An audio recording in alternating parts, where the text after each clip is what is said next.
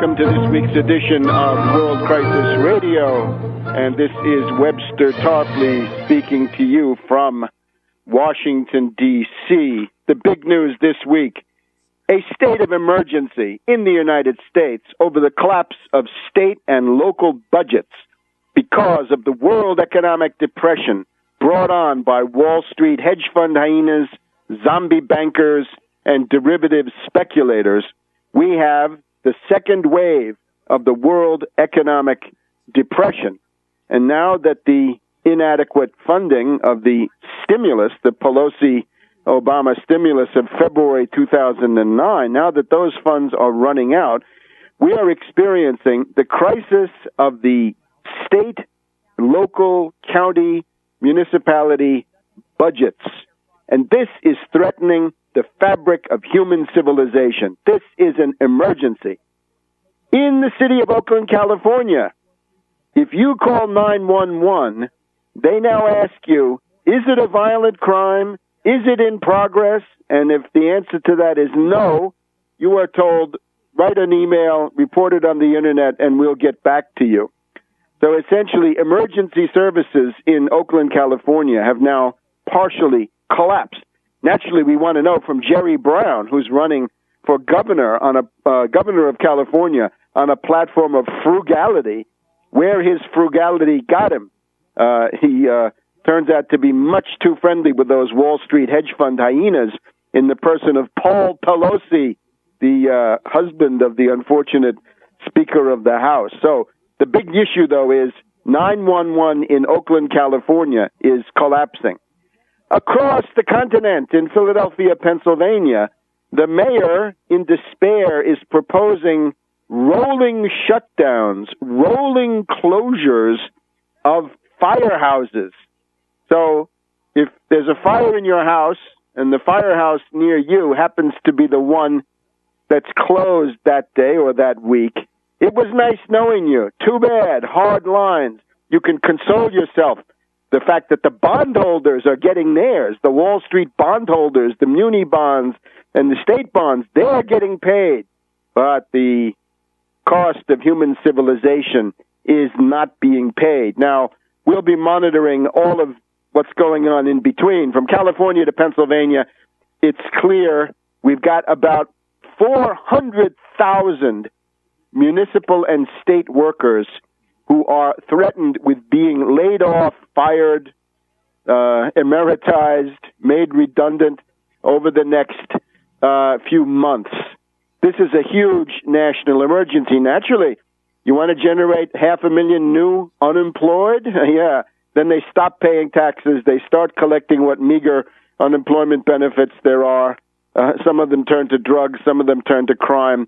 It is the collapse of civilization. Now, it would, of course, justify an immediate freeze on all debt payment, on the bonded debt of these states.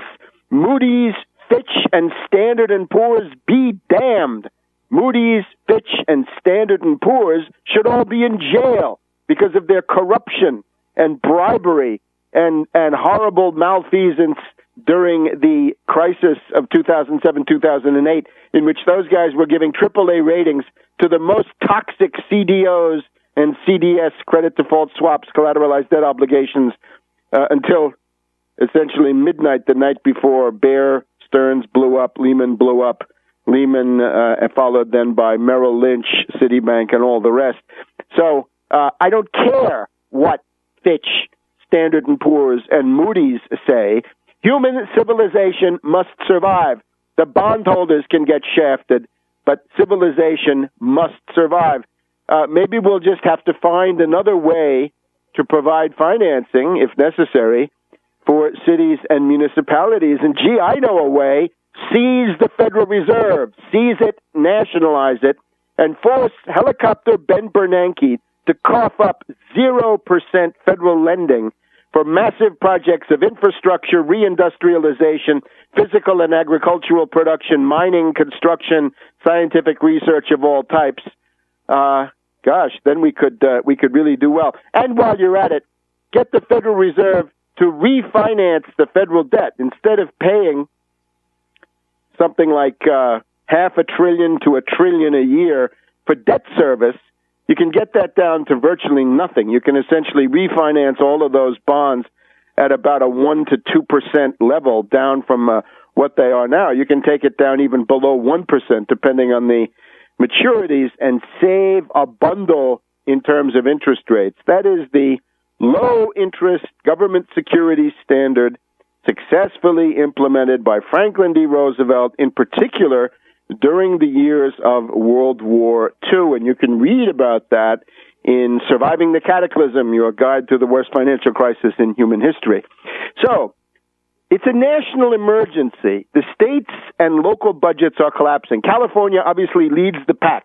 New York, not far behind. Illinois, also in the running. And then it goes from there. Everybody has a story, except, of course, where there are no people, right? There are a couple of places like North Dakota where it hasn't reached there yet, but that's because everybody has left. And a state bank in North Dakota will make zero difference in this big picture of national collapse. So don't spend your time on that.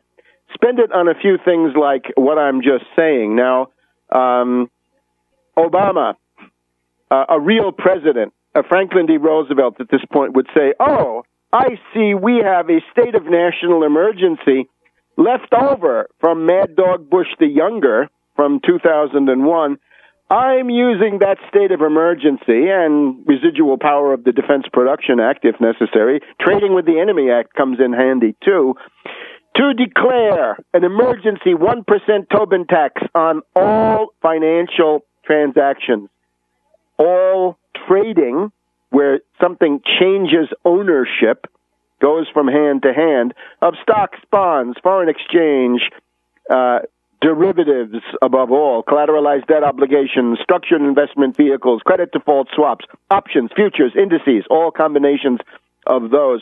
A 1% Tobin tax to force the Wall Street financial parasites to pay something like their fair share.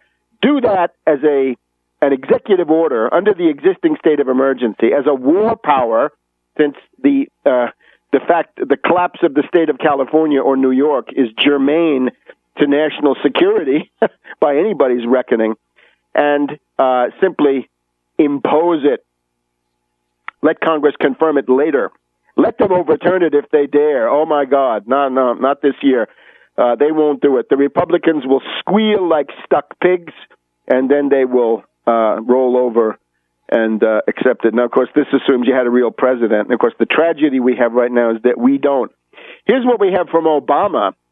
Obama has said today, and we're talking Friday, the 16th of July, Obama says no more bailouts, no more taxpayer money for bailouts. Now, that sounds fine, as long as you're thinking of Wall Street, Goldman Sachs, Bear Stearns, Lehman Brothers, Citibank, Bank of America, Bank of New York Mellon, all the rest of the zombies.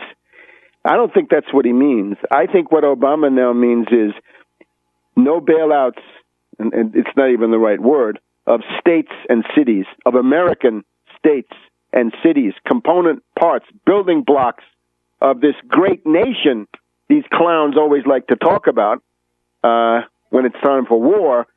Now we need to talk about a great nation and the building blocks thereof in an economic war against Wall Street, against the City of London, against the world forces of derivatives, speculation, hedge funds, and all the rest.